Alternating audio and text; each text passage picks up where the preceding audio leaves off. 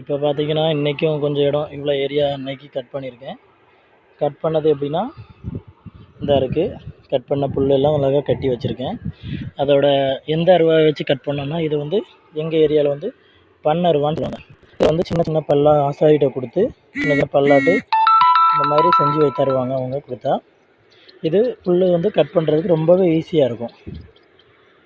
அதனால் யாராவது இந்த மாதிரி புல் வளர்த்திங்க அப்படின்னா இந்த மாதிரி அருவா யூஸ் பண்ணுங்கள். இது ரொம்பவே நல்லாயிருக்கும்.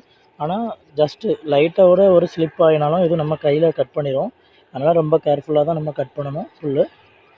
பாருங்கள் கட் பண்ண இடத்த இன்னும் நிறையாவே இருக்குது. இன்னும் கட் பண்ணக்கூடிய ஏரியா நிறைய இருக்குது. கொஞ்சம் கொஞ்சமாக தான் தேவைக்கேற்ப தான் கட் பண்ண முடியும். சரியா?